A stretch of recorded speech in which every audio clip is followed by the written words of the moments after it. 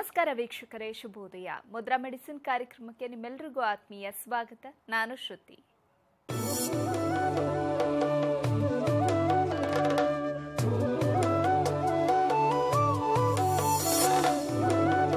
ಇವತ್ತಿನ ಮುದ್ರಾ ಮೆಡಿಸಿನ್ ಕಾರ್ಯಕ್ರಮವನ್ನು ನಡೆಸಿಕೊಡುವುದಕ್ಕೆ ಮುದ್ರಾ ಬ್ರಹ್ಮ, ಮುದ್ರಾ ರತ್ನ, ಮುದ್ರಾ ಶಿರೋಮಣಿ ಗುರೂಜಿ ಶ್ರೀ ಲಕ್ಷ್ಮೀ ಶ್ರೀನಿವಾಸರವರು ನಮ್ಮೊಂದಿಗಿದ್ದಾರೆ. ಗುರೂಜಿಯವರು ಕಂಪ್ಯೂಟರ್ ಸೈನ್ಸ್ನಲ್ಲಿ ಎಂಜಿನಿಯರಿಂಗ್ ಪದವಿ ಪಡೆದು ಎಂಎಸ್ ಕಂಪ್ಯೂಟರ್ ಸಾಫ್ಟ್ವೇರ್ನಲ್ಲಿ ಸ್ನಾತಕೋತ್ತರ ಪದವಿ ಪಡೆದು ಹಲವಾರು ಮಲ್ಟಿನ್ಯಾಷನಲ್ ಸಾಫ್ಟ್ವೇರ್ ಕಂಪನಿಗಳಲ್ಲಿ 26 ವರ್ಷ ಸತತವಾಗಿ ಸೇವೆ ಸಲ್ಲಿಸಿದ್ದಾರೆ.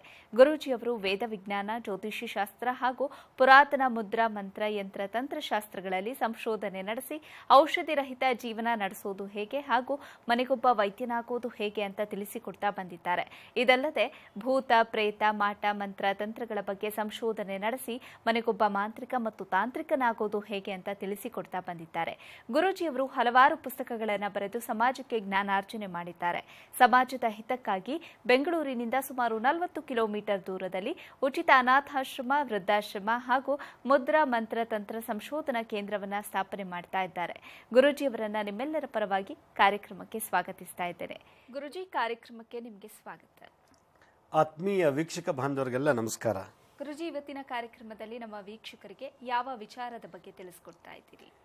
ಇವತ್ತು ಕೂಡ ನಾನು ಮಕ್ಕಳಿಗೆ ಅಥವಾ ಓದೋರಿಗೆ ಅಥವಾ ಜನರಲ್ ಆಗಿ ಎಲ್ರಿಗೂ, ಓದೋ ಮಕ್ಕಳಿಗಂತೂ ಭಾಳ ಇಂಪಾರ್ಟೆಂಟ್ ಇವತ್ತು ನಾನು ಮಾತಾಡೋಂಥ ಸಬ್ಜೆಕ್ಟು. ನಮ್ಮ ಮಗ ನೋಡೋಕ್ಕೆ ಚೆನ್ನಾಗಿದ್ದಾನೆ, ಹೈಟು ವೆಯ್ಟು ಕಲರ್ನೆಲ್ಲ ಭಾಳ ಚೆನ್ನಾಗಿದ್ದಾನೆ, ಚೆನ್ನಾಗಿ ಊಟ ಮಾಡ್ತಾನೆ, ಚೆನ್ನಾಗಿ ಆಡ್ತಾನೆ, ಚೆನ್ನಾಗಿ ಮಲಗ್ತಾನೆ, ಎಲ್ಲ ಮಾಡ್ತಾನೆ. ಆದರೆ ಓದು ಅಂದರೆ ಅವನಿಗೆ ಯಾಕೋ ಗೊತ್ತೇ ಇಲ್ಲ, ಏನಾಗುತ್ತೆ ಏನೋ, ಅವನಿಗೆ ಓದ್ರ ಮೇಲೆ ಆಸಕ್ತಿ ಇಲ್ಲ ಅಂತ ಹೇಳ್ತಾರೆ. ನಮ್ಮ ಹುಡುಗಿ ಏನು ಭಾಳ ಚೆನ್ನಾಗಿದ್ದಾಳೆ, ಆಡ್ತಾಳೆ, ಡ್ಯಾನ್ಸ್ ಮಾಡ್ತಾಳೆ, ನಾಟಕ ಆಡ್ತಾಳೆ, ಎಲ್ಲ ಓಡಾಡ್ತಾಳೆ. ಓದು ಅಂದರೆ ಸಾಕು ಅವಳು ಬೇರೆ ಥರ ಮಾಡ್ತಾಳೆ. ಅಂದರೆ ಓದ್ತಾ ಇದ್ದೀನಿ ಅಂತಾಳೆ, ಕಳ್ಳಾಟ ಆಡ್ತಾಳೆ. ನೋಡಿದ್ರೆ ಪುಸ್ತಕ ಮುಂದೆ ಕೂತಿದ್ರೆ ಮಲಗಿರ್ತಾಳೆ, ಇಲ್ಲ ಕಿವಿಗೆ ಹೆಡ್ಫೋನ್ ಹಾಕೊಂಡು ಹಾಡು ಕೇಳ್ತಿರ್ತಾಳೆ, ಏನೋ ಒಂದು ಮಜಾ ಮಾಡ್ತಿರ್ತಾಳೆ. ಓದೋದಂದ್ರೆ ಆಗಲ್ಲ. ಅಂದರೆ ಬುದ್ಧಿ ಅನ್ನೋದು, ಮೆಚುರಿಟಿ ಅನ್ನೋದು ಭಾಳ ಇಂಪಾರ್ಟೆಂಟ್ ಮನುಷ್ಯನಿಗೆ. ನನ್ನ ಯಾಕೆ ಓದು ಅಂತಾರೆ, ನನ್ನ ಯಾಕೆ ಸ್ಕೂಲಿಗೆ ಸೇರಿಸಿದ್ದಾರೆ, ನಾನು ಯಾಕೆ IAS, IPS, KS ಎಕ್ಸಾಮ್ ತೊಗೋಬೇಕು, ಯಾಕೆ ತೊಗೊಂಡ್ರೆ ಏನಾಗುತ್ತೆ, ತೊಗೊಳ್ಳಿಲ್ಲ ಅಂದರೆ ಏನಾಗುತ್ತೆ, ತೊಗೊಂಡ ಮೇಲೆ ನಾನು ಹೆಂಗಿರ್ತೀನಿ ಅನ್ನೋದನ್ನು ಒಂದು ರೀತಿ ಚಿಂತನೆ ಮಾಡೋದಿದೆಯಲ್ಲ, ಅದು ಬುದ್ಧಿಶಕ್ತಿ ಅಂತಾರೆ. ಕೆಲವರಿಗೆ 1 kg ಉಪ್ಪು ತೊಗೊಂಬಾರಪ್ಪ ಅಂತ ಕಲಿಸಿದ್ರೆ ಅಪ್ಪಿತಪ್ಪಿ ಉಪ್ಪು ತರೋ ಬದಲು ಸಕ್ಕರೆ ತಂದುಬಿಡ್ತಾರೆ. ಬುದ್ಧಿ ಅಮ್ಮ ಉಪ್ಪು ಹೇಳಿದ್ಲು, ಸಕ್ಕರೆಗೆ ಹೇಳಿದ್ಲು, ಉಪ್ಪು ಹೇಳಿದ್ಲು, ಕೊನೆಗೆ ಅವನೇನೋ ಮಾಡ್ಕೊಂಡು ಉಲ್ಟಾ ಮಲ್ಟಾ ಮಾಡಿ ಪರ್ಮಿಟೇಷನ್ ಕಾಂಬಿನೇಷನ್ ಮಾಡಿ, ಉಪ್ಪಲ್ಲ ಸಕ್ಕರೆ, ಯಾಕೆ ಉಪ್ಪು ಕೇಳ್ತಾರೆ, 1 kg ಸಕ್ಕರೆ ಇರಬೇಕು. ಮನೆಗೆ ತೊಗೊಂಡೋಗಿ ಇಟ್ಟಾಗ, ಏಯ್ ನಾನು ಉಪ್ಪು ಹೇಳಿದ್ದೀನಿ ಸಕ್ಕರೆ ತಂದಿದ್ಯಲ್ಲೋ, ಹೌದಾ ನನಗೆಲ್ಲೋ ಮರ್ತೋಯ್ತು ಅಂತಾರೆ. ಅಂದರೆ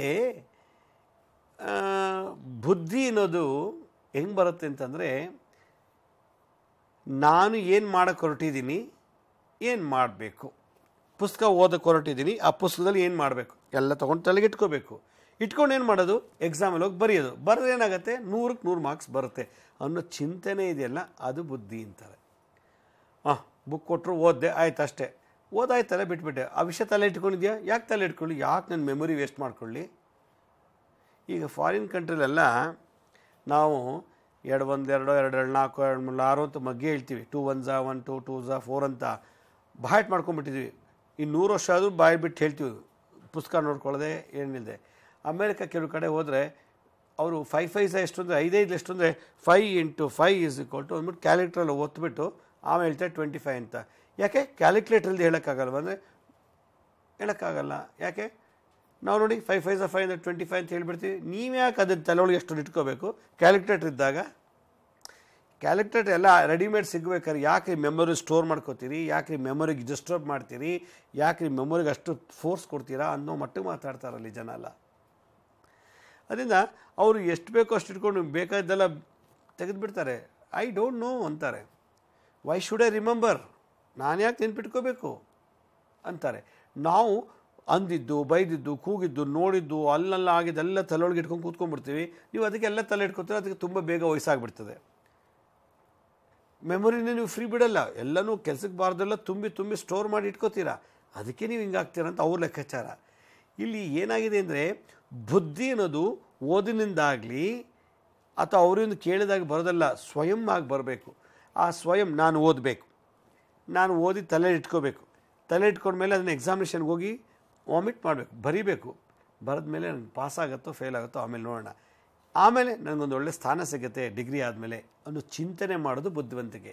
ಈ ಚಿಂತನೆ ಇದೆಯಲ್ಲಮ್ಮ ಅಂತ ಕೆಲವು ಟೈಮು ಸ್ಕೂಲಲ್ಲಿ ಟೆಸ್ಟ್ ಮಾಡ್ತಾರೆ, ಸಾಮಾನ್ಯ ಪರೀಕ್ಷೆ ಮಾಡ್ತಾರೆ, ಇವನು ಬುದ್ಧಿ ಎಷ್ಟಿದೆ ಅಂತ ಚೆಕ್ ಮಾಡ್ತಾರೆ. ಆಮೇಲೆ ಅದರಲ್ಲಿ ಏನಾದ್ರು ಇದಲ್ಲ, ಬುದ್ಧಿ ಶ್ರೇಷ್ಠರಾಗಿದ್ದಾನಾ, ಡಲ್ ಇದೆನಾ, ಅಥವಾ ಅತಿ ಬುದ್ಧಿವಂತನ, ಅತಿ ದಡ್ಡನ ಅನ್ನೋದನ್ನು ಟೆಸ್ಟ್ ಮಾಡಿ ಆಮೇಲೆ ಅಡ್ಮಿಷನ್ ಮಾಡ್ಕೊಳ್ತಾರೆ ಇವತ್ತು ಎಲ್ಲ ಸ್ಕೂಲ್ಗಳಲ್ಲಿ. ಯಾಕೆಂದರೆ ದಡ್ಡನ್ನು ತೊಗೊಂಡು ಏನು ಮಾಡೋದು ಅನ್ನೋದೊಂದು ಪ್ರಶ್ನೆ. ಇಲ್ಲಿ ಓದಬೇಕು ಅನ್ನೋದಾಗ ಬುದ್ಧಿ ಇರಬೇಕು. ಬುದ್ಧಿ ಅಂದರೆ ಏನು? ಬೇರೆದೆಲ್ಲ ಗೊತ್ತು ನನಗೆ, ತಿನ್ನೋಕ್ಕೆ ಗೊತ್ತು, ಆಟ ಆಡೋಕ್ಕೆ ಗೊತ್ತು, ಎಲ್ಲ ಗೊತ್ತು, ಅದಕ್ಕೆ ಬುದ್ಧಿ ಇದೆ. ಓದಬೇಕು ಅಂದಾಗ ಬುದ್ಧಿ ಕಮ್ಮಿ ಆಗತ್ತೆ ಅಂತ ಹೇಳ್ತಾರೆ. ಹಾಗಾದರೆ ಬುದ್ಧಿಯನ್ನು ನಾವು ಡೆವಲಪ್ ಮಾಡೋದು ಹೇಗೆ? ಬುದ್ಧಿನೂ ಡೆವಲಪ್ ಮಾಡೋದಕ್ಕೆ ಇಡೀ ವರ್ಲ್ಡಲ್ಲಿ ಎಲ್ಲೂ ಮೆಡಿಸಿನ್ ಇಲ್ಲ, ಇದುವರೆಗೂ ಕಂಡುಹಿಡ್ದಿಲ್ಲ. ಬುದ್ಧಿ ಭ್ರಮಣೆ ಮಾಡಿಬಿಡ್ತಾರೆ, ಹುಚ್ಚುಚ್ಚಂಗೆ ಮಾಡಿಬಿಡ್ತಾರೆ. ಬೇಕಾದ್ರೆ ಇಂಜೆಕ್ಷನ್ ಟ್ಯಾಬ್ಲೆಟ್ ಕೊಟ್ಟು ಎಕ್ಸಸ್ ಕೊಟ್ಟು ಏನೋ ಒಂದು ಸೈಡ್ ಎಫೆಕ್ಟ್ ಮಾಡಿ. ಆದರೆ ಬುದ್ಧಿ ವೃದ್ಧಿ ಮಾಡೋದು ಹೇಗೆ? ಜ್ಞಾನದಿಂದ ಬುದ್ಧಿ ವೃದ್ಧಿ ಮಾಡಬೇಕು. ಈ ಒಂದು ಪುಸ್ತಕದಲ್ಲಿ ಹೇಳುತ್ತೆ, ಬೆಂಕಿ ಸುಡುತ್ತೆ ಅಂತ ಪುಸ್ತಕದಲ್ಲಿ ಹೇಳುತ್ತೆ. ನೀವು ಮುಟ್ಟಿದ್ದೀರಾ? ಇಲ್ಲ. ಮತ್ತು ನೀವು ಹೆಂಗೆ ಸುಡುತ್ತೆ ಅಂತ ಹೇಳ್ತೀರಾ? ಹಾಗಾದ್ರೆ ಏನು ಮಾಡಬೇಕು? ನಾನು ಒಂದು ಸಲ ಬೆಂಕಿ ಕೈ ಇಡಬೇಕು. ಬೆಂಕಿ ಕೈ ಇಟ್ಟಿದಾಗ ಓ ಅಪ್ಪ ಸುಡ್ತಪ್ಪ, ಓ ಅಲ್ಲಿ ಬರ್ದಿರೋದು ಕರೆಕ್ಟು, ಅದು ಜ್ಞಾನ. ಸುಡ್ಕೊಳ್ತೀವಲ್ಲ, ಅದು ಜ್ಞಾನ. ಅಲ್ಲಿ ಹಳ್ಳ ಇದೆ, ಹೋದ್ರೆ ಬಿದ್ದುಬಿಡ್ತೀವಿ ಅಂತ. ಯಾಕೆ ಬೀಳ್ತೀನಿ ನಾನು? ಬೀಳೋಕ್ಕಾಗಲ್ಲ ನಾನು ಅಂದಾಗ, ಓ ಬಿದ್ದ ತಕ್ಷಣ ಗೊತ್ತಾಗುತ್ತೆ, ಓ ಹೌದು ನಾನು ಯಾಕೆ ಬಿದ್ದೆ ಅಂದರೆ ಹಳ್ಳ ಇದ್ದರೆ ಬಿದ್ದುಬಿಡ್ತಾರೆ ಅಂತ ಹೋಗಿ ಸ್ಟೋರ್ ಆಗಿಬಿಡುತ್ತೆ. ಇದು ಬುದ್ಧಿವಂತಿಕೆ. ಹಾಗೆ ಹೇಳ್ತಾರೆ, ಕಳ್ಳ ನೋಡು ಹಳ್ಳ ಇದು ಕೂಡ ಹಿಂಗೆ ಹೋಗ್ಬಿಟ್ಟ ಅಂದರೆ ಹಳ್ಳಕ್ಕೆ ಬೀಳಲ್ದೆ ಅವ್ನ ಪಕ್ಕ ರೋಡಲ್ಲಿ ಹೋಗ್ಬಿಟ್ಟ. ನೋಡಿ ಬೆಂಕಿ ಇದ್ರೂ ಕೂಡ ಸುಟ್ಕೊಳ್ದೆ ಪಕ್ಕಕ್ಕೆ ಹೋಗ್ಬಿಟ್ಟ ನೋಡು, ಬುದ್ಧಿ ಅದು. ಬುದ್ಧಿವಂತ ಅವನು. ಬೆಂಕಿ ಮುಟ್ಟಲಿಲ್ಲ. ಬುದ್ಧಿ ಇಲ್ಲ ಅಂದರೆ ಬೆಂಕಿನೂ ಮುಟ್ತಾನೆ. ಹಾವು ಇದೆ, ಹಾವಲ್ಲಿ ವಿಷ ಇದೆ ಅಂತ ಗೊತ್ತಿಲ್ಲ. ಹಾವು ಅಂದ್ಬಿಟ್ಟು ಮುಟ್ಟಕ್ಕೆ ಹೋದರೆ ಕಚ್ಚಿಬಿಡುತ್ತೆ. ಓ ಹಾವು ಕಚ್ಚಿಬಿಡ್ತು ಅಂತ ಕೂಗೋದ್ರೆ ಯಾಕೆ ಮುಡ್ತೆ? ಹಾವು ಬುದ್ಧಿಯನ್ನು ಕಚ್ಚೋದು, ಕಚ್ಚಿದ್ರೇನು ವಿಷ ಬರುತ್ತೆ ಅಂತ. ಇದು ಹೆಂಗೆ ಗೊತ್ತು? ನನಗೆ ಗೊತ್ತೇ ಇಲ್ಲಪ್ಪ. ಹಾವು ಕಚ್ಚುತ್ತೆ ಅಂತ ಗೊತ್ತಿಲ್ಲ, ಆ ಕಚ್ಚಿರೋ ವಿಷ ಬರುತ್ತೆ ಅಂತ ನಂಗೆ ಗೊತ್ತಿಲ್ಲ ಅಂದರೆ ನೀನು ಓದಿಲ್ಲ, ತಿಳ್ಕೊಂಡಿಲ್ಲ, ಅನುಭವ ಇಲ್ಲ ಅನ್ನೋ ಮಟ್ಟಿಗೆ ಬಂದುಬಿಡುತ್ತೆ. ಇದನ್ನು IQ ಅಂತಾರೆ, ಬುದ್ಧಿವಂತಿಕೆ ಅನ್ನೋದು ಇದನ್ನು. ಅದರಿಂದ ಓದೋ ಹುಡುಗರಿಗೆ ಬುದ್ಧಿ ಇರಬೇಕೆ ವಿನಃ ಜ್ಞಾನ ಅಲ್ಲ. BE ಮೆಕ್ಯಾನಿಕಲ್ ಮಾಡಿ, ಡಿಪ್ಲೊಮಿನ ಆಟೋಮೊಬೈಲ್ ಮಾಡಿ, ಅಥವಾ BE ಆಟೋಮೊಬೈಲ್ ಮಾಡಿ, ಒಂದು ಸ್ಪೇರ್ ಪಾರ್ಟ್ಸ್ ಬಿಚ್ಚಕ್ಕೆ ಗೊತ್ತಿಲ್ಲ, ರೀಅಸೆಂಬಲ್ ಮಾಡೋಕ್ಕೆ ಬರಲ್ಲ. ಅದು ಏನು ಓದೋಕ್ಕೆ ಬರೋದು ಒಬ್ಬ ದಡ್ಡ ಅವನೇನು ಮಾಡ್ತಾನೆ, ಎಲ್ಲ ಗಾಡಿದು ಸ್ಪೇರ್ ಪಾರ್ಟ್ಸ್ ಬಿಚ್ಚಿಬಿಡ್ತಾನೆ, ಕ್ಲೀನ್ ಮಾಡಿ ರಿಪೇರ್ ಮಾಡಿಬಿಟ್ಟು ಮತ್ತೆ ಹಂಗೆ ಅಸೆಂಬಲ್ ಮಾಡ್ತಾನೆ. ಅದೇ BE ಮೆಕ್ಯಾನಿಕಲ್ ಅಥವಾ BE ಡಿಪ್ಲೊಮೊ ಟೆಕ್ನಿಕಲ್ ಕೋರ್ಸ್ ಹೋದ್ರೂ ಮಾಡೋಕ್ಕೆ ಬರಲ್ಲ. ಎಷ್ಟೋ ಜನ ಡಾಕ್ಟರ್ ಸ್ಕೆಥಾಸ್ಕೋಪ್ ಇಟ್ಕೊಂಡು ನೋಡೋಕ್ಕೆ ಬರಲ್ಲ, ಎಷ್ಟೋ ಜನಗಳಿಗೆ BP ಟೆಸ್ಟ್ ಮಾಡೋಕ್ಕೆ ಬರಲ್ಲ. ಆದರೆ ಒಬ್ಬ ನರ್ಸು, ಅದು ಯಾರೋ ಒಬ್ಬ ವ್ಯಕ್ತಿ ಏನೂ ಓದಿಲ್ದನು ನಾಡಿ ಇಟ್ಕೊಂಡು ನಾಡಿ ನೋಡ್ಬಿಟ್ಟು ಇಂಥದ್ದೇ ಅಂತ ಹೇಳ್ಬಿಡ್ತಾನೆ. ಇದು ಜ್ಞಾನ ಬುದ್ಧಿವಂತಿಕೆ ಅಂತ. ಇದನ್ನು ಹೆಚ್ಚಿಸ್ಕೊಳ್ಳೋದು ಹೇಗೆ ಓದೋ ಹುಡುಗರು ಅನ್ನೋದಕ್ಕೆ ಒಂದು ಸೂಚನೆ ಹಿಂದಿನ ಕಾಲದಲ್ಲಿ ನಮ್ಮ ಋಷಿಮುನಿಗಳು ಕೊಡ್ತಾ ಬರ್ತಿದ್ರು. ಸರಿ ಗುರುಜಿ, ಈ ಬಗ್ಗೆ ಮಾತಾಡೋಣ. ವೀಕ್ಷಕರ ಮುದ್ರಾ ಮೆಡಿಸಿನ್ ಕಾರ್ಯಕ್ರಮ ಮುಂದುವರಿಯುತ್ತೆ ಪುಟ್ಟ ವಿರಾಮದ ನಂತರ ಮುದ್ರಾ ಮೆಡಿಸಿನ್ ಕಾರ್ಯಕ್ರಮಕ್ಕೆ ಮತ್ತೊಮ್ಮೆ ಸ್ವಾಗತ. ಗುರುಜಿ, ನೀವು ಹೇಳ್ತಾ ಇದ್ರಿ ಬುದ್ಧಿಶಕ್ತಿ ಅನ್ನುವಂಥದ್ದು ಎಲ್ರಿಗೂ ಹೇಗೆ ಉಪಯೋಗ ಆಗತ್ತೆ, ಎಲ್ರಿಗೂ ಯಾಕೆ ಬುದ್ಧಿಶಕ್ತಿ ಅನ್ನುವಂಥದ್ದು ಬೇಕು, ಎಲ್ರಿಗೂ ಅರಿವು ಅನ್ನುವಂಥದ್ದು ಯಾಕೆ ಬೇಕು ಅನ್ನೋದನ್ನು ಹೇಳ್ತಾ ಇದ್ರಿ. ಜೊತೆಗೆ ಎಲ್ಲೋ ಒಂದು ಕಡೆ ಸೋಮಾರಿತನ ಆಗಿರ್ಬೋದು, ಮಕ್ಕಳಿಗೆ ಶಿಕ್ಷಣ ಅಂತ ಅಂದರೆ, ಸ್ಕೂಲ್ ಅಂತ ಅಂದರೆ ಎಲ್ಲೋ ಒಂದು ಕಡೆ ಬೋರ್ ಓಡಿಸುತ್ತೆ, ಸೋಮಾರಿತನ ತಾನಾಗೆ ಬಂದ್ಬಿಡುತ್ತೆ. ಸೋಮಾರಿತನನ ಹೋಗ್ಲಾಡ್ಸೋದು ಹೇಗೆ, ಬುದ್ಧಿಶಕ್ತಿನ ಹೆಚ್ಚಿಸ್ಕೊಳ್ಳೋದು ಹೇಗೆ ಗುರುಜಿ? ಯಾವ ವ್ಯಕ್ತಿ ಸೋಮಾರಿತನ ಇರಲ್ವೋ ಅವ್ನು ಬುದ್ಧಿವಂತನಾಗಿರ್ತಾನೆ. ಯಾಕಂದ್ರೆ ಅವನಿಗೆ ಕಲಿಬೇಕು ಅಂತ ಹಂಬಲ ಇರುತ್ತೆ, ನಾನೆಲ್ಲ ತಿಳ್ಕೊಳ್ಬೇಕು ಅಂತ ಒಂದು ಆಸೆ ಇರುತ್ತೆ, ಸಂಕಲ್ಪ ಇರುತ್ತೆ. ಅಯ್ಯೋ ಬಿಡಮ್ಮ, ಕಾಲೇಜ್ಗೆ ಹೋಗ್ದದೇನು, ಟ್ಯೂಷನ್ಗೆ ಹಾಕಿದ್ಯಲ್ವಾ, ಅಲ್ಲಿ ಹೋಗಿ ಕೇಳ್ಕೊತೀನಿ ಅನ್ನೋ ಮಟ್ಟಿಗೆ ಮಾತಾಡಿಬಿಟ್ರೆ ಕಾಲೇಜ್ಗೆ ಯಾಕೆ ಹೋಗಬೇಕು ಅನ್ನೋ ಪ್ರಶ್ನೆ ಬರುತ್ತೆ. ಅಯ್ಯೋ ಅಷ್ಟು ದೂರ ಹೋಗ್ಬೇಕಲ್ಲಮ್ಮ, ಅಯ್ಯೋ ಆ ಬಸ್ ಹತ್ತಿ ಈ ಬಸ್ ಹತ್ತದ್ದು ಕಾಲೇಜ್ಗೆ ಹೋಗೋಬೋದು, ಪಕ್ಕದಲ್ಲಿ ಟ್ಯೂಷನ್ಗೆ ಹಾಕ್ಬಿಡಮ್ಮ, ಇಲ್ಲೇ ಓದ್ಬಿಡ್ತೀನಿ. ಅಲ್ಲಿಗೆ ಅರ್ಥ ಸೋಮಾರಿ. ನಮ್ಮಲ್ಲಿರತಕ್ಕಂಥ ಜಡತ್ವ ಇಲ್ಲಿಂದ ಕಾಲೇಜ್ಗೆ ಹೋಗಿ ಪಾಠ ಕೇಳ್ಕೊಂಡು ಯಾಕೆ ಬರಲಿ, ಇಲ್ಲೇ ಸೇರಿಸು ಅಂತ ಅರ್ಥ. ಅಮ್ಮ ಮೇಸ್ಟ್ರು ಎಲ್ಲ ಹೋಮ್ವರ್ಕ್ ಕೊಟ್ಟಿದ್ದಾರಮ್ಮ, ನಂಗೆ ಕೇಳಿ ಯಾಕೋ ಸುಸ್ತ, ನೀನೇ ಬರೆದು ಕೊಟ್ಬಿಡಮ್ಮ. ಅಮ್ಮ ಹೋಮ್ವರ್ಕ್ ಬರ್ಕೊಡೋದು. ತನ್ನ ಸೋಮಾರಿತನ ಯಾವ ರೀತಿ ವ್ಯಕ್ತಪಡಿಸ್ತಾ ಇದ್ದಾನೆ, ಅಮ್ಮ ನಂಗೆ ಮೈಯೆಲ್ಲ ನೋವಮ್ಮ, ಕೈಯೆಲ್ಲ ನೋವು, ನೀನೇ ಬರೆದು ಬಿಡಮ್ಮ, ಅಪ್ಪ ನೀನೇ ಹೇಳ್ಕೊಟ್ಬಿಡು, ಎಲ್ಲ ನೀನೇ ಮಾಡಿಬಿಡು, ನಾನು ಫೈನಲಾಗಿ ಎಲ್ಲ ಫೈನ್ ಟ್ಯೂನ್ ಕೊಡ್ತೀನಿ, ಫಿನಿಷ್ ಮಾಡಿಬಿಡ್ತೀನಿ, ಏನು ಎಕ್ಸಾಮಲ್ಲಿ ಹೋಗಿ ಎಲ್ಲ ಬರೆದು ಬಿಡ್ತೀನಿ, ನೋಡಿ, ಸೋಮಾರಿತನ ಅನ್ನೋದು, ಆಲಸ್ಯ ಅನ್ನೋದು ಬುದ್ಧಿನ ಚುರುಕು ಮಾಡೋಕ್ಕೆ ಬಿಡಲ್ಲ. ಬುದ್ಧಿ ಚುರುಕಾಗ್ತಿದೆ ಅಂದರೆ ಅವನಲ್ಲಿ ಸೋಮಾರಿತನ ಇಲ್ಲ. ಕ್ಲಾಸಾಗಿ ಕೂತ್ಕೊಳ್ತಾರೆ, ಪಾಠ ಮಾಡ್ತಿದ್ದಾರೆ ಮೇಷ್ಟ್ರು, ಲೆಕ್ಚರ್ಸ್ ಎಲ್ಲ, ಅವ್ರ ಮುಂದೆ ಕೂತ್ಕೊಳ್ಳೋಕೆ ಇಷ್ಟಪಡಲ್ಲ, ಹಿಂದೆ ಕೂತ್ಕೊಳ್ತಾರೆ. ಅದು ಎಷ್ಟು ತುಂಬ ದೊಡ್ಡ ದೊಡ್ಡ ಹೈಟ್ ಆಗಿರೋರು ಹಿಂದೆ ಕೂತ್ಕೋತಾರೆ, ಎತ್ತರ ಇರೋರು ಹುಡುಗರ ಹಿಂದೆ ಇವ್ನು ಕೂತ್ಕೊಳ್ಳೋದು. ಯಾಕೆಂದರೆ ಅವ್ನು ನಿದ್ದೆ ಮಾಡಿದ್ರೆ ಎತ್ತರಾಗಿರೋನು ತಡೆದಂಗೆ ಇರ್ತದೆ, ಮೇಷ್ಟ್ರು ಗೊತ್ತಾಗಲ್ಲ. ಹೋದ ಲಾಸ್ಟ್ ಬೆಂಚಲ್ಲಿ ಕೂತ್ಕೊಂಡ, ನಿಧಾನಕ್ಕೆ ನಿದ್ದೆ ಮಾಡ್ತಿದ್ದಾನೆ. ಯಾಕೆಂದರೆ ತುಂಬ ತಿಂದ್ಬಿಟ್ಟು ಬಂದಿರ್ತಾನೆ, ಹೊಟ್ಟೆ ತುಂಬ ಅಮ್ಮ ಅಪ್ಪ ಮಾಡಾಕಿರ್ತಾರೆ, ಕಾರಲ್ಲೋ ಸ್ಕೂಟ್ರಲ್ಲೋ ಆಟೋದಲ್ಲೋ ಕಳಿಸಿರ್ತಾರೆ, ನಡೆದು ಬಂದಿಲ್ಲ, ಅವ್ನಿಗೆ ಆಯಾಸ ಆಗೋಕ್ಕೆ ಏನಿಲ್ಲ. ಆರಾಮಾಗಿ 3rd ಫ್ಲೋರಲ್ಲಿ ಕ್ಲಾಸ್ ನಡೀತದೆ, ಚೆನ್ನಾಗಿ ಗಾಳಿ ಬೀಸ್ತಾ ಇದೆ, ಹಾಗೇ ನಿದ್ದೆ ಮಾಡ್ತಾನೆ. ನಿದ್ದೆ ಮಾಡ್ತಾರೆ, ಮಾಸ್ಟರ್ ಗಾಲಿ ಮೇಡಮ್ ಗೊತ್ತಿಲ್ಲ, ಯಾಕೆಂದರೆ ಮುಂದೆ ಕೂತು ತುಂಬ ಹೈಟಲ್ಲಿದ್ದಾನಲ್ಲ, ಅವ್ನು ತಡೆದುಬಿಟ್ಟಿದ್ದಾನೆ, ಒಂಥರ ಗೋಡೆ ಕಟ್ತಂಗಿದೆ. ಅಂಥವರೇ ಹೋಗಿ ಕೂತ್ಕೊಂಡು ಪಾಠಕ್ಕೆ ಅಲ್ಲೇನು ಮಾಡ್ತಾನೆ, ನಿಧಾನಕ್ಕೆ ನಿದ್ದೆ ಮಾಡ್ತಾನೆ. ಮನೆಗೆ ಬಂದಮೇಲೆ ಇವತ್ತಿನ ಕ್ಲಾಸಲ್ಲಿ ಏನಾಯಿತು ಅಂತ ಕೇಳಿದ್ರೆ ಏನು ಗೊತ್ತಿಲ್ಲ ಅವನಿಗೆ, ನಿದ್ದೆಯಲ್ಲಿ ಕಳೆದುಬಿಟ್ಟಿದ್ದಾನಲ್ಲ, ಏನೂ ಗೊತ್ತಿಲ್ಲ ಅವನಿಗೆ. ನೋಡಿ, ಅವನ ನಿದ್ದೆ ಅನ್ನೋ ಸೋಮಾರಿತನ ಒಂದು. ಇನ್ನೊಬ್ಬ, ಅಯ್ಯೋ ಮೇಷ್ಟ್ರು ನೀವೇನಾರು ಹೇಳ್ಕೊಡ್ರೆ, ಅಯ್ಯೋ ನಮಗೇನಾಗಬೇಕು, ಟ್ಯೂಷನ್ಗೆ ಹೋಗ್ತೀನಿ ಬಿಡ್ರಿ, ಅಲ್ಲೋ ಕೇಳ್ಕೊಡ್ತಾರೆ ಅನ್ನೋದು.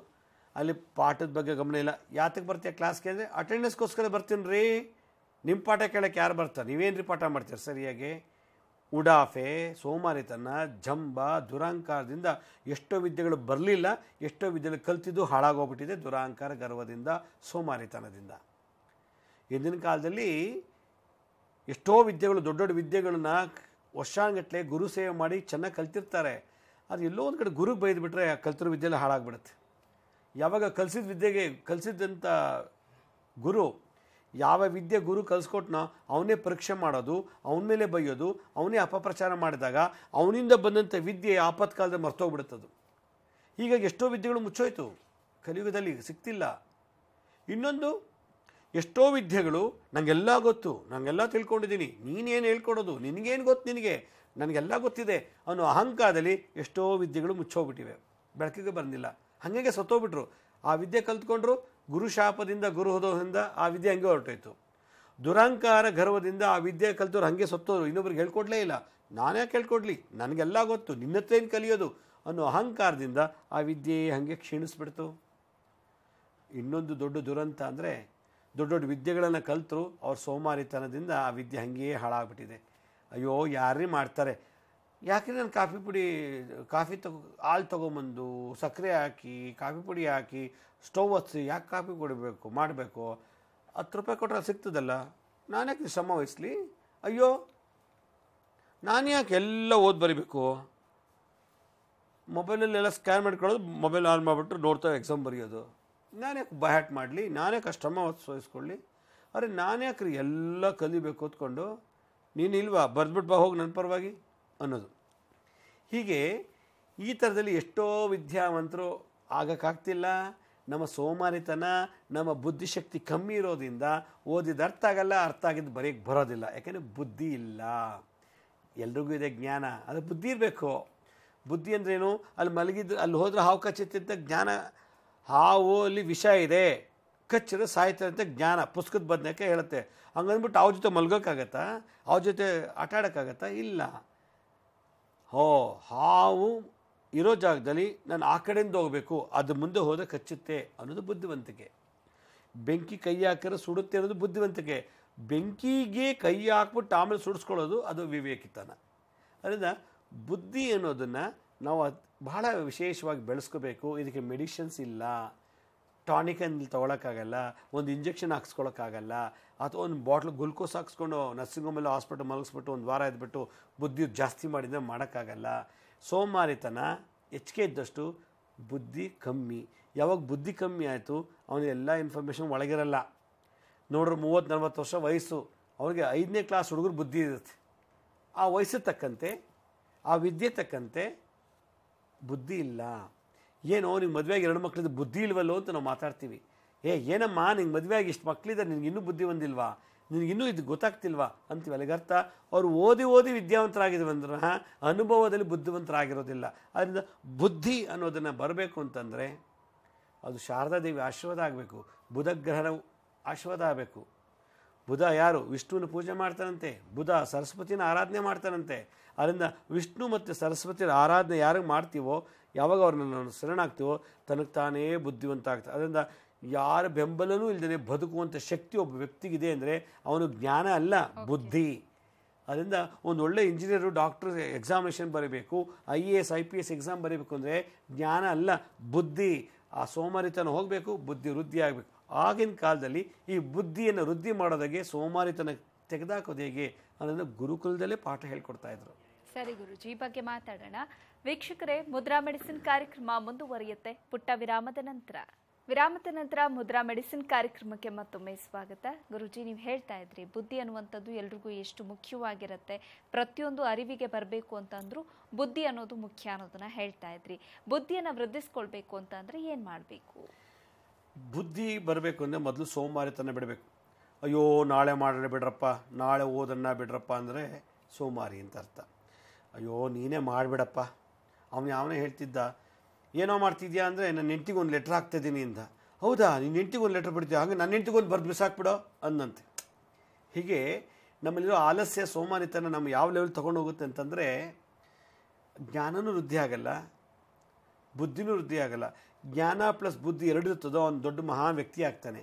ಇಲ್ಲ ಬುದ್ಧಿವಂತನ ಇರ್ಬೋದು, ಜ್ಞಾನ ಇಲ್ಲ. ಜ್ಞಾನ ಇದೆ, ಬುದ್ಧಿ ಇಲ್ಲ. ಚೆನ್ನಾಗಿ ತಿಂತಾನೆ, ಎಲ್ಲ ಮಾಡ್ತಾನೆ, ಬುದ್ಧಿ ಇಲ್ಲ. ಇನ್ನೊಬ್ಬರ ಹತ್ರ ಕೇಳ್ತಾನೆ, ಇದು ಓದಿ ಹೇಳ್ರಿ, ಇದು ನೋಡ್ಚೂರು ಹೇಳ್ರಿ, ಹೆಲ್ಪ್ ಮಾಡ್ರಿ ಅಂತಾನೆ ಅಷ್ಟೇ.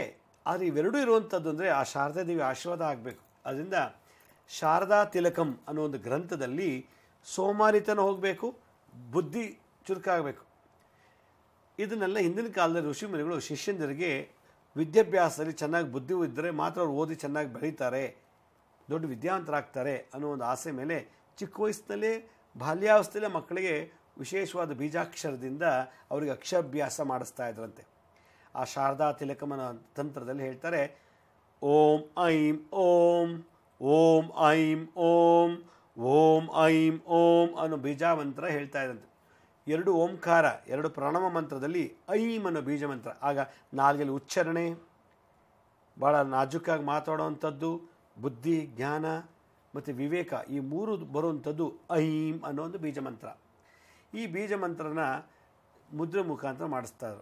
ಏನು ನೋಡಿ, ನಮ್ಮ ಎಲ್ಲ ಬೆರಳುಗಳನ್ನು ಚೆನ್ನಾಗಿ ಅರಳಿಸ್ಬೇಕು. ಈ ರೀತಿ ಅರಳಿಸ್ಬಿಟ್ಟು ಹೆಬ್ಬೆಟ್ಟನ್ನ ಟಚ್ ಮಾಡಿ, ತೋರು ಬೆರಳು ಟಚ್ ಮಾಡಿ, ಮಧ್ಯದ ಬೆರಳು, ಉಂಗುರದ ಬೆರಳು, ಕಿರು ಬೆರಳು, ಈ ಎಲ್ಲ ಬೆರಳುಗಳನ್ನ ಈ ರೀತಿ ಟಚ್ ಮಾಡಿಬಿಟ್ರೆ ಒಂದಕ್ಕೊಂದಕ್ಕೆ ಸೈನಸ್ ಅಂತಾರೆ.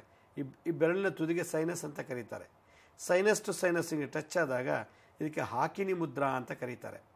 ಈ ಹಾಕಿನಿ ಮುದ್ರೆಯನ್ನು ನಮ್ಮ ಒಕ್ಲತ್ರ ಮುಂದೆ ಇಟ್ಕೊಂಡು ಈ ರೀತಿ ಕೂತ್ಕೊಂಡು ಓಂ ಐಂ ಓಂ, ಓಂ ಐಂ ಓಂ, ಓಂ ಐಂ ಓಂ, ಓಂ ಐಂ ಓಂ ಅನ್ನೋ ಬೀಜಾಕ್ಷರವನ್ನು ಉತ್ತರಕ್ಕೆ ಮುಖ ಮಾಡಿಕೊಂಡು ಕುಳಿತುಕೊಂಡು ಇದನ್ನು ಒಂದು ಅರ್ಧ ಗಂಟೆ ಮುದ್ರೆ ಧಾರಣೆ ಮಾಡಿಬಿಟ್ಟ ಅಂದರೆ ಅಗಾಧವಾದಂಥ ಬುದ್ಧಿಶಕ್ತಿ, ಸೋಮಾರಿತನ, ಓದುವಾಗ ಆಕ್ಲಿಕ್ಕೆ, ಓದುವಾಗ ನಿದ್ದೆ ಬರೋಂಗಾಗೋದು, ಓದುವಾಗ ಇನ್ಯಾವುದೋ ಮನಸ್ಸಿನಲ್ಲೇ ಹೋಗೋದು, ನಾಳೆ ಓದೋಣ, ನಾಳಿದ್ದು ಹೋಗೋಣ, ಅವನು ಕೊಟ್ಟರಾಯ್ತು, ಆಮೇಲೆ ತೊಗೊಂಡ್ರಾಯ್ತು, ನಾಳಿದ್ದು ಅನ್ನೋ ಬರುತ್ತಲ್ಲ ಆ ಮುಂದೂಡಿಕೆ, ಪೋಸ್ಟ್ಪೋನ್ಮೆಂಟ್, ಅದೆಲ್ಲ ತೆಗೆದುಹಾಕಿ ಮನುಷ್ಯನ ಬುದ್ಧಿಯನ್ನು ಜಾಗೃತಗೊಳಿಸಿ ಓದೋದ್ರಲ್ಲೇ, ವ್ಯವಹಾರದಲ್ಲೇ, ವ್ಯಾಪಾರದಲ್ಲೇ ಅತಿಯಾದಂಥ ಬುದ್ಧಿ ಜ್ಞಾನ ಕೊಟ್ಟುವಂಥ ವಿಶೇಷವಾದ ಚಿಕ್ಕ ಮಂತ್ರ ಆದರೂ ಕೂಡ ಬಹಳ ವಿಶೇಷವಾದದ್ದು.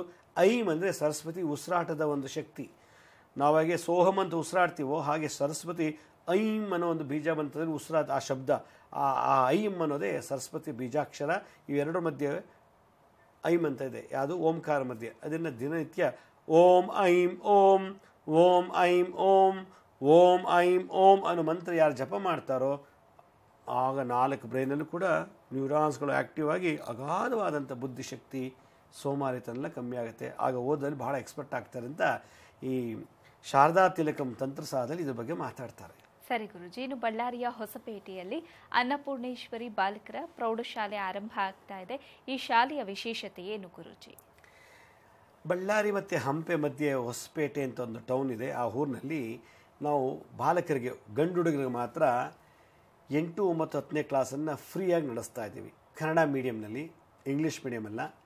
ಈ ಸ್ಕೂಲಲ್ಲಿ ಏನಂದರೆ 8ಕ್ಕೆ ಜಾಯ್ನ್ ಆದರೆ 8, 9, 10 3 ವರ್ಷವೂ ಕಂಪ್ಯೂಟರ್ ನಮ್ಮಲ್ಲೇ ಓದ್ಬೋದು. ಅವರಿಗೆ 3 ವರ್ಷವೂ ಕೂಡ ಉಚಿತವಾಗಿ ಹಾಸ್ಟೆಲ್ ಫೆಸಿಲಿಟಿ ಕೊಡ್ತೀವಿ. ಉಳ್ಕೊಳ್ಳೋಕ್ಕೆ ರೂಮು, ಊಟ, ತಿಂಡಿ, ಯೂನಿಫಾರ್ಮ್ ಫ್ರೀ, ಬಟ್ಟೆ ಫ್ರೀ, ಪುಸ್ತಕಗಳು ಫ್ರೀ, ಎಲ್ಲ ಫ್ರೀ. ಸ್ಕೂಲ್ಗೆ ಡೊನೇಷನ್ ಇಲ್ಲ, ಮತ್ತು ಮಂತ್ಲಿ ಫೀಸ್ ಇಲ್ಲ, ತಿಂಗಳು ಫೀಸು ಇಲ್ಲ, ವರ್ಷ ಫೀಸು ಇಲ್ಲ, ಎಲ್ಲವೂ ಉಚಿತವಾಗಿ ಕೊಟ್ಟು ನಾವು ಈ 3 ವರ್ಷ ಮಕ್ಕಳನ್ನು ನಾವು ಓದಿಸಿ ಅವ್ರಿಗೆ ಏನು PUCಗೋ ಅಥವಾ ಡಿಪ್ಲೊಮೋಗೆ ಎಲ್ಲಿ ಬೇಕಾ ಸೇರ್ಕೋಬೋದು. ಆ ಲೆವೆಲ್ಗೆ ನಾವು ಕೋರ್ಸ್ ಮಾಡ್ತಾಯಿದ್ದೀವಿ. ಇದ್ರ ಜೊತೆಗೆ ಕಂಪ್ಯೂಟರ್ ಸೈನ್ಸ್ ಹೇಳ್ಕೊಡ್ತೀವಿ, ಎಲೆಕ್ಟ್ರಾನಿಕ್ಸ್ ಕೋರ್ಸು ಕೂಡ ಮಾಡ್ತಾಯಿದ್ದೀವಿ ಈ ವರ್ಷದಿಂದ. ಇದಲ್ಲದೆ ಯೋಗ, ಧ್ಯಾನ, ಜಪ, ತಪ, ಮಾನಸಿಕವಾಗಿ ಶಾರೀರಿಕವಾಗಿ ಅವ್ರಿಗೆ ಸಂಸ್ಕಾರ ವೃದ್ಧಿ ಆಗಲಿ ಅಂತೇಳಿ ನಾವು ಹಲವಾರು ಸ್ಪಿರಿಚುವಲ್ ಆಧ್ಯಾತ್ಮಿಕ ವಿಷಯಗಳ ಮೂಲಕ ಅವ್ರಿಗೆ ಟ್ರೈನಿಂಗ್ ಕೊಡ್ತಾ ಇದ್ದೀವಿ. ಈ ಒಂದು 3 state syllabus, electronics and communication, computer science technical course, spiritual 3 ಮಾಡಿ ಅವರಲ್ಲೊಂದು ಸಮಾಜದ ಒಳ್ಳೆಯ ಸತ್ಪ್ರಚಯ ಮಾಡುವಂತಹ ಜವಾಬ್ದಾರಿಯನ್ನು ತೊಗೊಂಡು ಈ ಕಾರ್ಯಕ್ರಮ ಮಾಡ್ತಾಯಿದ್ದೀವಿ. ಈ ಮಕ್ಕಳಿಗೆ ಟೀಚ್ ಮಾಡಲಿಕ್ಕೆ ನಮಗೆ ಟೀಚರ್ಸು ಬೇಕು, ಲೆಕ್ಚರರ್ಸ್ ಬೇಕು. ಯಾರು BSc B.Ed ಮಾಡಿರ್ತಾರೋ Kannada, Hindi, English, mathematics, science ಮತ್ತು ಹಿಸ್ಟ್ರಿ ಇದನ್ನು ಟೀಚ್ ಮಾಡಲಿಕ್ಕೆ ನಮಗೆ ಟೀಚರ್ಸು ಬೇಕು. ಅವ್ರಿಗೂ ಕೂಡ ಸ್ಯಾಲ್ರಿ ಕೊಡ್ತೀವಿ, ಉಳ್ಕೊಳ್ಳೋಕೆ ಜಾಗ ಕೊಡ್ತೀವಿ, ಊಟ ತಿಂಡಿ ಕೊಡ್ತೀವಿ. ಅವರು ಕೂಡ ಈ ಮಕ್ಕಳಿಗೆ ತಮ್ಮ ಕೈಲಾದಂಥ ಒಂದೊಳ್ಳೆ ಜ್ಞಾನಾರ್ಜನೆ ಮಾಡುವಂಥ ಒಳ್ಳೆಯ ಅವಕಾಶ ಈ ಶಾಲೆಯಲ್ಲಿ ಅವ್ರಿಗೆ ಸಿಗ್ತಾ ಇದೆ. ಅದರಿಂದ ಯಾರಿಗೆ ಈ ಬಡ ಮಕ್ಕಳು ಹೈ ಡೊನೇಷನ್ ಕೊಟ್ಟು ಮತ್ತು ಮಂತ್ಲಿ ಫೀಸ್ ಸಿಕ್ಕಾಪಟ್ಟೆ 5,000 10,000 ಸಾವಿರ ಕೊಡೋದೆಲ್ಲ ಇದೆ. ಈಗ ಕೆಲವು ಶಾಲೆಗಳಲ್ಲಿ ಸಿಕ್ಕಾಪಟ್ಟೆ ಫೀಸ್ ತೊಗೋತಾರೆ, ಸಿಕ್ಕಾಪಟ್ಟೆ ಡೊನೇಷನ್ ತೊಗೊಳ್ತಾರೆ. ಇದನ್ನು ಕೊಡೋಕ್ಕಾಗದೆ ಎಷ್ಟೋ ಜನ ತಂದೆ ತಾಯಿ ಮಕ್ಕಳನ್ನ ಓದ್ಸೋಕ್ಕೆ ಬಿಟ್ಬಿಟ್ಟು ಅಂಗಡಿಗಳಿಗೆ ಪೇಪರ್ ಕಟ್ಟೋದು, ಹೂ ಮಾರ್ಸೋಕ್ಕೆ ಕಳಿಸೋದು, ಹಾಲು ಮಾರಕ್ಕೆ ಕಳಿಸೋದು, ಪುಸ್ತಕ ಮಾರಕ್ಕೆ ಕಳಿಸೋದು, ಬೇರೆಯವ್ರ ಅಂಗಡಿಯಲ್ಲಿ ಪೊಟ್ಟಣ ಕಟ್ಟಕ್ಕೆ ಕಳಿಸೋದು, ಇದೆಲ್ಲ ಮಾಡಿಬಿಟ್ಟಿದ್ದಾರೆ. ಈ ಥರದ್ದೆಲ್ಲ ಯಾಕೆಂದರೆ ಪಾಪ ಅವರು ದಿನಗೂಲಿ ಕೆಲಸ ಮಾಡ್ತಾರೆ, ಕೆಲವು ಹಾಲು ಮಾರ್ತಾರೆ, ಎಳ್ನೀರು ಮಾಡ್ತಾರೆ, ಅಂಥ ಮಕ್ಕಳು ಪಾಪ ಅವ್ರು ಓದ್ಸೋಕ್ಕಾಗಲ್ಲ, ಬಡತನ. ಈ ಥರ ಇರೋಂಥ ತಂದೆ ತಾಯಿಗಳು ಇಂದು ಮುಂದೆ ನೋಡ್ದೇ ನಮ್ಮ ಶಾಲೆಗೆ ಮಕ್ಕಳನ್ನ ಅಡ್ಮಿಟ್ ಮಾಡ್ಬೋದು. ಭಾಳ ವಿಶೇಷವಾದಂಥ ಒಂದು ಶಾಲೆ. ಜೊತೆಗೆ ಇಲ್ಲಿ ಏನಂದರೆ ಈ ಹಾಸ್ಟೆಲ್ ಇರೋಕ್ಕಾಗಲ್ಲ ಅಂದರೆ ಹೊಸಪೇಟೆ ಆಜುಬಾಜಿನಲ್ಲಿ, ಹೊಸಪೇಟೆ ಅದು ಸುತ್ತಮುತ್ತ ಹಳ್ಳಿಲಿ ನಮ್ಮ ಮನೆಯಿಂದ ಬರ್ತೀವಿ ಅನ್ನೋ ಕೆಲವು ಮಕ್ಕಳಿದ್ರೆ ಅವ್ರು ನಮ್ಗೆ ಹಾಸ್ಟ್ಲು ಬೇಡ, ನಾವು ಮನೆಯಿಂದನೇ ಬರ್ತೀವಿ, ಅಂಥ ಮಕ್ಕಳು ನಾವು ಬಸ್ ಪಾಸ್ ಫ್ರೀಯಾಗಿ ಕೊಡ್ತೀವಿ, ಪಾಸ್ ಮಾಡಿಸ್ಕೊಡ್ತೀವಿ. ಅವ್ರ ಮನೆಯಿಂದ ನಮ್ಮ ಸ್ಕೂಲಿಗೆ ಬಂದು ಮತ್ತೆ ಸ್ಕೂಲಿಂದ ಮನೆಗೆ ಹೋಗ್ಬೋದು. ಅದೊಂದು ಸೌಲಭ್ಯ ಇದೆ. ಇದೆಲ್ಲ ಒಂದು ನಾವು ಒಂದೇ ಪ್ಯಾಕೇಜಲ್ಲಿ ಮಾಡ್ತಾಯಿದ್ದೀವಿ. ಆಸಕ್ತಿ ಇರೋಂಥವ್ರು ನಮ್ಮ ಆಫೀಸಿಗೆ ಬೆಳಗ್ಗೆ 9ರಿಂದ 6 ಗಂಟೆ ಒಳಗೆ ಕರೆ ಮಾಡಿದ್ರೆ ನಿಮ್ಗೆ ಹೆಚ್ಚಿನ ಮಾಹಿತಿ ಕೊಡ್ತಾರೆ ಅಂತ ಹೇಳ್ತಾ ಈ ಒಂದು ಶಾಲೆಗೆ ಎಲ್ಲರೂ ಸ್ವಾಗತಿಸ್ತೀವಿ. ಸರಿ ಗುರುಜಿ, ಕಾರ್ಯಕ್ರಮದಲ್ಲಿದ್ದು ನಮಗೆ ಜ್ಞಾನ ಹೊಂದಿದ್ರೆ ಸಾಲದು, ಬುದ್ಧಿಯೂ ಕೂಡ ಇತ್ತು ಅಂತ ಅಂದರೆ ಏನಾದರೂ ಸಾಧಿಸ್ಬೋದು ಅನ್ನೋದ್ರ ಬಗ್ಗೆ ಇವತ್ತಿನ ಕಾರ್ಯಕ್ರಮದಲ್ಲಿ ತಿಳಿಸ್ಕೊಟ್ರಿ. ಜೊತೆಗೆ ಬುದ್ಧಿಯನ್ನು ವೃದ್ಧಿಸ್ಕೊಳ್ಬೇಕು ಅಂತಂದರೆ ಏನು ಮಾಡಬೇಕು ಅನ್ನೋದನ್ನು ಇವತ್ತಿನ ಕಾರ್ಯಕ್ರಮದಲ್ಲಿ ನಮ್ಮ ವೀಕ್ಷಕರಿಗೆ ತಿಳಿಸ್ಕೊಟ್ರಿ ಗುರುಜಿ. ಧನ್ಯವಾದ. ಸಾಯಿರಾಮ್. ವೀಕ್ಷಕರೇ, ಗುರೂಜಿಯವರು ಅನ್ನಪೂರ್ಣೇಶ್ವರಿ ಬಾಲಿಕರ ಪ್ರೌಢಶಾಲೆಯ ಸ್ಪೆಷಾಲಿಟೀಸ್ ಬಗ್ಗೆ ಹೇಳ್ತಾ ಇದ್ರು. ಬಡ ಮಕ್ಕಳು ಈ ವಿದ್ಯಾಸಂಸ್ಥೆಯಲ್ಲಿ ಉಚಿತ ಶಿಕ್ಷಣ ಅಭ್ಯಾಸವನ್ನು ಪಡೆಯಬಹುದು. ಜೊತೆಗೆ ಈ ವಿದ್ಯಾಸಂಸ್ಥೆಗೆ ಶಿಕ್ಷಕರ ಅವಶ್ಯಕತೆಯೂ ಕೂಡ ಇದೆ. ಹೀಗಾಗಿ ಕಾರ್ಯಕ್ರಮದ ಕೊನೆಯಲ್ಲಿ ಗುರೂಜಿಯವರ ಕಚೇರಿಯ ವಿಳಾಸ ಹಾಗೆ ದೂರವಾಣಿ ಸಂಖ್ಯೆಗಳು ಬರುತ್ತೆ. ದೂರವಾಣಿ ಸಂಖ್ಯೆಗೆ ಕರೆ ಮಾಡಿ ಶಾಲೆಯ ಬಗ್ಗೆ ವಿವರವನ್ನು ಪಡ್ಕೊಳ್ಬಹುದಾಗಿದೆ ಅಂತ ಹೇಳ್ತಾ ಇವತ್ತಿನ ಕಾರ್ಯಕ್ರಮವನ್ನು ಮುಗಿಸ್ತಾ ಇದ್ದೀನಿ. ನೋಡ್ತಾ ಇರಿ ಸರಳ ಜೀವನ, ಇದು ಮನುಕುಲದ ಒಳಿತಿಗಾಗಿ.